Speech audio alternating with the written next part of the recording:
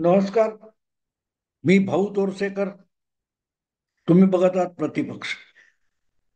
मित्रांनो, सध्या सरकार बनण्यामध्ये जो विलंब झालाय त्यामुळे ज्या ज्या चर्चा चालू आहे त्या चर्चांमध्ये एकनाथ शिंदेचं काय होणार वगैरे वगैरे जे चाललंय काय ते रटाळ रडगाणं त्याच्यावर मी बोलणार नाहीये. मला बोलायचंय ते भाजपवर होणाऱ्या एका आरोपाविषयी सविस्तर खुलासा देण्यासाठी. भारतीय जनता पक्षाने देशातल्या अनेक लहान मोठ्या पक्षांना फस्त करून टाकलं, हा एक सरसकट आरोप होतो. आणि तो जाता जाता बोलायचा, त्याचा कुठलाही पुरावा द्यायचा नाही. ही एक राजकीय विश्लेषणाची फॅशन झालेली आहे. पण वस्तुस्थिती तशी आहे का? नेहमी तेच तेच बोलत राहिलं की हळूहळू लोकांना खरं वाटायला लागतं. तसं नेमकं झालेलं आहे, पण लोकांना ते खरं वाटलेलं नाही. पण पत्रकारांना आणि विश्लेषकांना आपण जे खोटं बोलतो ते हळूहळू खरं वाटायला लागलंय, अशी परिस्थिती मात्र नक्की आहे. काल मी 2-3 व्हिडिओ या विषयाच्या चर्चेचे ऐकत होतो. त्यामध्ये बघा, तिकडे काय तो आसाममध्ये आसाम गणपरिषद संपली. गोव्यामध्ये बघा, महाराष्ट्रवादी गोमांतक पक्ष संपला. अगदी काल परवा हरियाणामध्ये इंडियन नॅशनल लोकदल हा पक्ष संपला. जननायक जनता पार्टी संपली. जे भाजप बरोबर गेले ते संपले. हे प्रादेशिक पक्ष होते. मुद्दा असा आहे की तुमचा पक्ष दुसरा कोणीही संपवत नसतो. गिळंकृत भाजपने कोणालाही गिळंकृत केलं नाही. तुम्ही जर तुमचं नेतृत्व खंबीरपणे पक्ष चालवू शकत असाल तर तुम्हाला कोणी खाऊ शकत नाही. हो, कोणीही खाऊ शकत नाही. हरियाणामध्ये भाजप एकेकाळी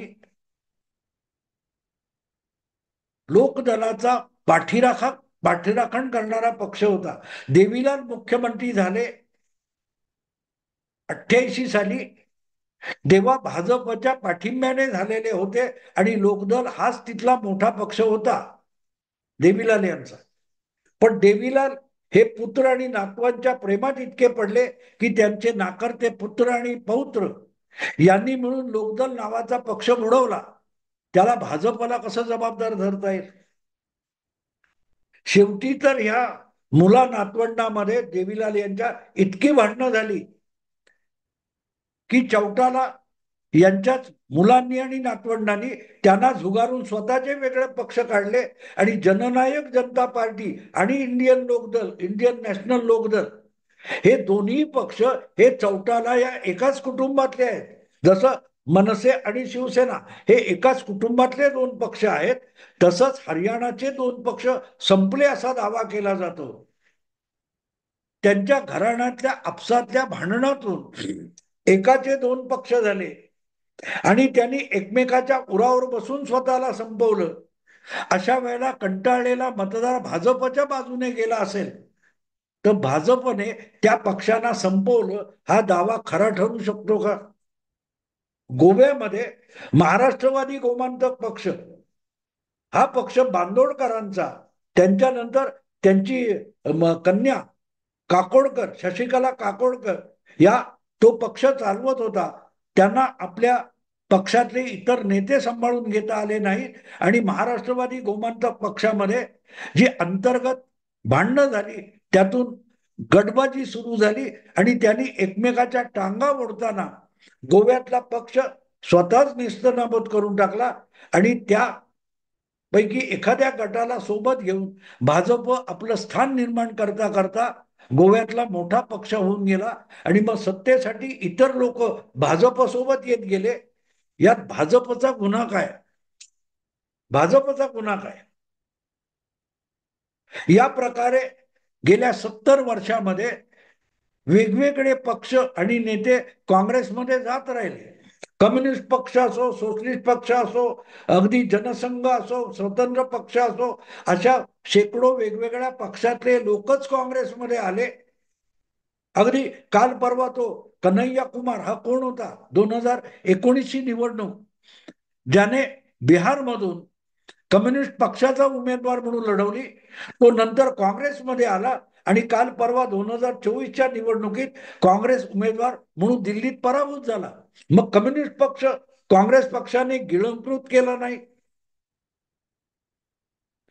त्या पक्षाने आपलं पक्ष भूमिका धोरणं घेऊन वाटचाल करत राहिला असता तर त्या पक्षाचं नुकसान झालं नसतं.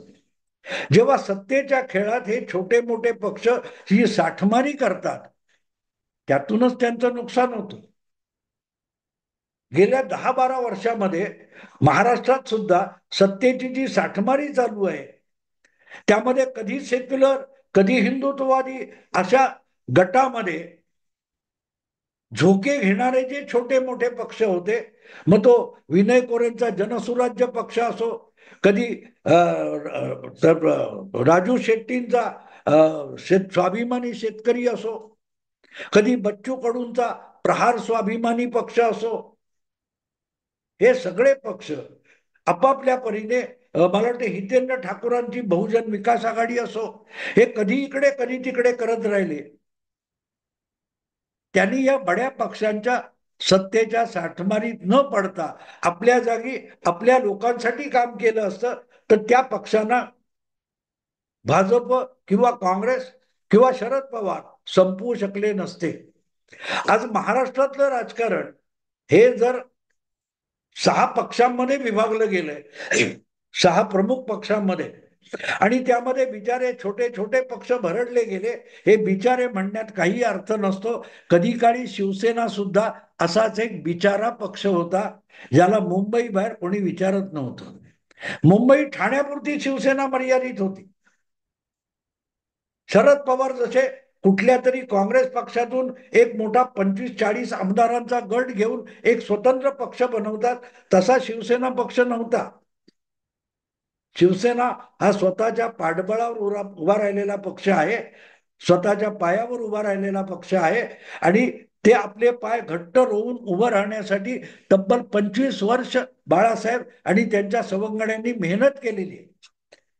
भारतीय जनता पक्ष जनसंघाच्या काळापासून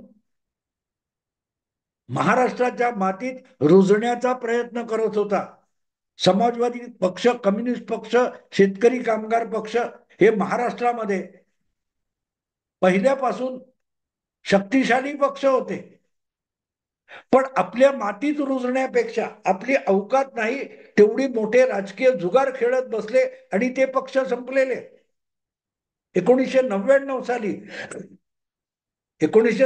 साली ज्यावेळेला शिवसेना भाजप युतीचं सरकार परत बहुमत मिळवू शकलं नाही, तेव्हा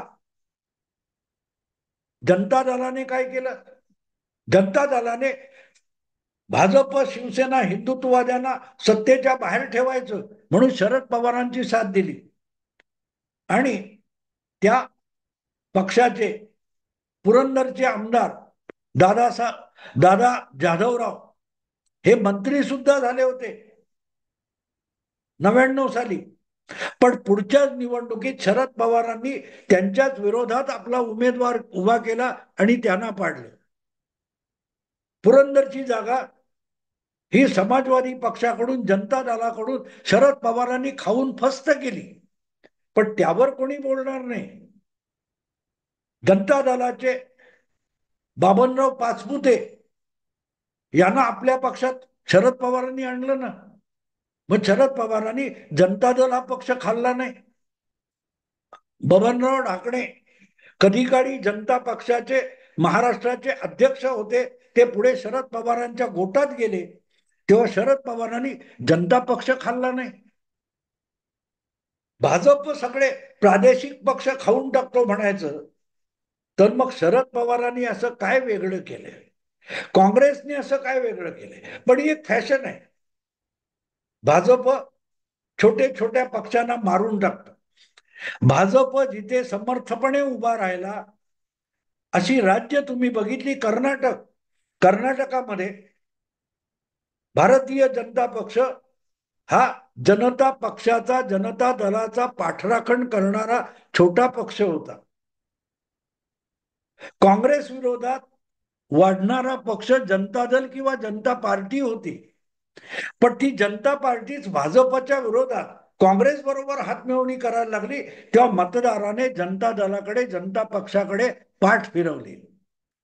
ज्यांची हयात काँग्रेस विरुद्ध बोलण्यात गेली, काँग्रेसचं राजकारण संपवण्यामध्ये ज्यांची हयात गेली, तेच लोक जर भाजप विरोधात जाऊन काँग्रेसची हातमिळवणी करायला बघत असतील, तर त्यांचा मतदार हळूहळू काँग्रेसच्या विरोधासाठी भाजपकडे येत गेला आणि भाजप समर्थ होत गेला. भाजपने ह्या पक्षांना संपवलं नाही, त्या पक्षांनी स्वतःला संपवलं.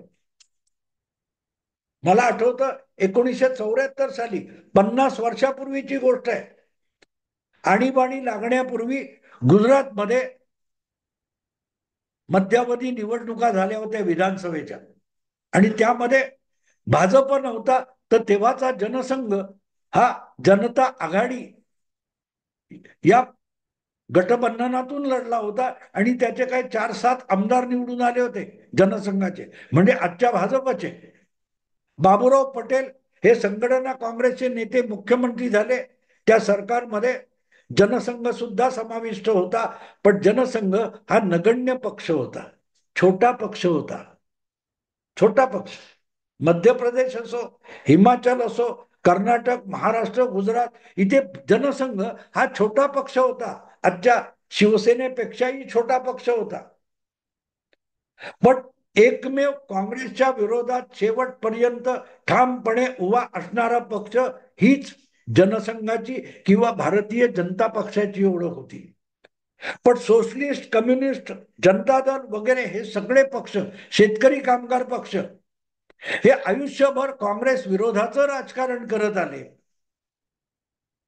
मग ती आसामची गणपरिषद असो, गोव्यातला महाराष्ट्रवादी गोमांतक पक्ष असो, हरियाणातला इंडियन नॅशनल लोकदल असो, किंवा जननायक जनता पार्टी असो, यांचा कोर गाभा हा काँग्रेस विरोधी राजकारणाचा झाला होता. आणि तेच जर काँग्रेसची गळाभेट करायला लागले, तर त्यांच्या काँग्रेस विरोधी मतदाराला भाजपकडे जाण्याशिवाय पर्याय उरला नाही, आणि त्यामुळे त्यांचा मतदार काँग्रेसकडे आला, भाजपकडे आला. ज्या ज्या पक्षांना भाजपने गिळंकृत केलं असं म्हटलं जातं, त्या त्या पक्षाचे मतदार भाजपकडे आले. भाजपने त्या पक्षांना खाल्लं नाही. नितीश कुमार नितीश कुमार भाजपच्या आधाराने बिहारमध्ये राजकारणात उभे राहिले.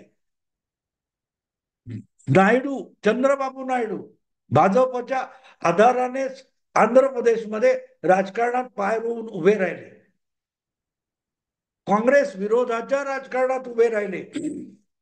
पण त्यांनीच जर आपल्या काँग्रेस विरोधी मतदारांची दगाबाजी करून काँग्रेस बरोबर हातमिळवणी सुरू केली, मिलीभगत सुरू केली,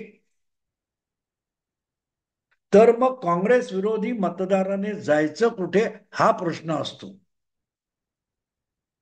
प्रश्न हिंदुत्व आणि सेक्युलरिझम असा बिलकुल नाही. प्रश्न सोपा होता. 70 वर्षामध्ये काँग्रेस पासून नाराज झालेला मतदार पर्याय शोधत होता, आणि त्यातून वेगवेगळ्या राज्यामध्ये भारतीय जनता पक्ष वाढत गेला, कारण तो शेवटपर्यंत काँग्रेस विरोधातला एकमेव पक्ष उरला, आणि अधिकाधिक मतदार काँग्रेसवर नाराज होत होत भाजपकडे येत गेला. तेव्हा भाजपची वाढ ही इतर पक्षांना गिळंकृत करून झालेली नाही, ही राजकीय विश्लेषणातली एक फॅशन आहे असं बोलण्याची. पण वस्तुस्थिती ती नाही. वस्तुस्थिती साधी सरळ सोपी आहे, की ज्या पक्षांचं राजकारण हे मूलतः काँग्रेस विरोधी राजकारण होतं, आणि अशा पक्षांनी जेव्हा काँग्रेस बरोबर चुंबाचुंबी सुरू केली, तेव्हा त्यांच्या पाठीशी उभा असलेला कट्टर काँग्रेस विरोधी मतदार त्यांच्याविषयी निराश, नाराज होऊन भाजपकडे एकवटत गेला. आणि त्यात काही नेत्यांचा पण समावेश आहे. आता मला नाव आठवत नाही, पण बिहारचा एक लोहियावादी, पक्का कट्टर समाजवादी नेता हा भाजपत आहे, आणि त्याने लोहियांच्या पुस्तकाचे आणि लेखांचे आधार घेऊन आत्ता सुद्धा काँग्रेसवर हल्ला चढवला आणि काँग्रेस बरोबरच समाजवादी पक्ष आणि राष्ट्रीय जनता दलावर हल्ला चढवला की तुम्ही लोहियांशी सुद्धा गद्दार झालाय. कारण लोहियावादी राजकारण हे अँटी काँग्रेसचं राजकारण होतं. लोहियावादी म्हणजे अँटी काँग्रेस, आणि ते करणारे मुलायमचा समाजवादी पक्ष किंवा राष्ट्रीय जनता दल जर काँग्रेस बरोबर गेलेलं असेल तर त्यांचा मतदार हा आपोआपच भाजपकडे येत जातो. त्या पक्षाला संपवावं लागत नाही. नितीश कुमारनी सुद्धा तेच केलं. काँग्रेस बरोबर गेले आणि स्वतःच जितका दबदबा होता तो संपवून टाकला. 2014 मध्ये नितीश कुमार एनडीएच्या बाहेर पडले तेव्हा त्यांचे लोकसभेमध्ये 20 खासदार होते. ते जर बाहेर पडले नसते तर भाजपचे 12 आणि नितीशचे 20 असे जे 32 खासदार होते त्या वाटपामध्ये सुद्धा 25 जागा नितीशच्या वाट्याला आल्या असत्या आणि 15 जागावर भाजपला लढावं लागलं असतं. तर नितीशचे खासदार लोकसभेमध्ये 4 नव्हे 24 आले असते. पण कारण नसताना मोदींशी पंगा घेतला, भाजपशी पंगा घेतला, एनडीए सोडली आणि नितीश कुमारने स्वबळावर लढताना अवघे 4 खासदार निवडून आणले आणि स्वतःच नुकसान करून घेतलं. तरीही 2019च्या निवडणुकीत त्या नितीशला सोबत घेऊन भाजपने त्यांना 17 जागा दिल्या. आपल्या जिंकलेल्या 5 जागा भाजपने नितीशला बहाल केल्या म्हणून नितीशच्या 16 जागा 2019ला निवडून आल्या. नितीशला खाल्ला नाही, नितीशने भाजपचं नुकसान केलंय. तेव्हा ही जी फॅशन आहे बोलण्याची, भाजप आपला प्रभाव वाढवताना प्रादेशिक पक्षांना खाऊन टाकतो. शिवसेनेला सुद्धा असंच भाजपने खाऊन टाकले. हे असले अकलेचे तारे तोडणारे लोक एक गोष्ट विसरतात की शिवसेनेचे विधानसभेत 2 आमदार सुद्धा नव्हते तेव्हा भाजपचे कधी 12 कधी 14 कधी 16 आमदार होते. हा, बाळासाहेबांचा दबदबा वाढला तेव्हा त्यांच्या सोबत आलेल्या भाजपचा सुद्धा फायदा झाला. 12 14 15 वर अडकलेला भाजप हा एकदम 40-45च्या पुढे गेला. पण भाजपचा फायदा सुद्धा शिवसेनेला महाराष्ट्रात पसरण्यासाठी झाला, ही वस्तुस्थिती आहे. किंवा शिवसेनेमुळे भाजप वाढला असं जर म्हणणार असाल तर महाराष्ट्राबाहेर भाजप वाढली, तिथे शिवसेनेचा कुठला उपयोग त्यांना झाला? तेव्हा किती खुळसट पातळीवर आणि बालिश आणि पोरकट विधानं केली जातात विश्लेषणात, ते तुम्हाला कळावं म्हणूनच हा व्हिडिओ मी आज केला. विशेषतः की भाजप प्रादेशिक पक्षांना खात असेल तर मग डीएमकेला का खाल्लेलं नाही, डीएमकेचं का नाही खाता आलं? तेलुगू देसम पक्षाला खाऊन भाजप आंध्र किंवा तेलंगणा आतापर्यंत सत्ताधारी का झाला नाही? कारण कुठच्याही पक्षाला दुसरा कुठलाही मोठा पक्ष खाऊ शकत नाही, हा काँग्रेस खातो. जो पवन कल्याण सध्या आपण आंध्रमध्ये मोठा नेता होताना बघतोय, त्याचा सख्खा भाऊ आहे चिरंजीवी. त्यांनी एक स्वतःचा पक्ष काढला होता, तो काँग्रेसने गिळंकृत केला आणि काँग्रेस बरोबर चिरंजीवी पण संपला. मुद्दा इतकाच की दुसरा कुठला पक्ष तुम्हाला खात नसतो. तुम्ही स्वतःला दुर्बळ बनवता, परावलंबी बनवता, तेव्हा हळूहळू तुम्ही जे खंगत जाता त्यामुळे तुम्ही संपता. तुम्हाला दुसरा कोणी संपवत नसतो. तुमचा नाकर्तेपणा, निष्क्रियता आणि परावलंबित्व तुम्हाला संपवत असतं. मग पक्ष कुठलाही असो, राष्ट्रीय असो, प्रादेशिक असो. आज काँग्रेस अनेक राज्यातून नामशेष झाली आहे. कारण जिथे जिथे काँग्रेस तात्पुरत्या लगेच जागा मिळवण्यासाठी प्रादेशिक पक्षांवर विसंबून राहत गेली, तिथून तिथून काँग्रेस संपली.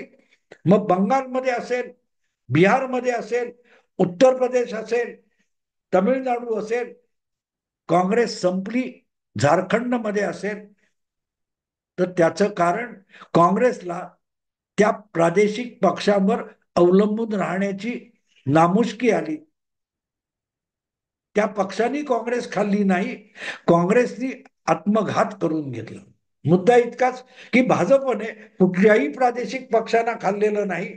त्या पक्षांनी ज्या घोडचुका केल्या आणि आत्मघात केला, त्यातून त्यांचं नुकसान झालं. मित्रांनो, आता इथेच थांबतो. आवडलं लाईक करा, शेअर करा आणि प्रतिपक्षाला सबस्क्राईब करा. नमस्कार.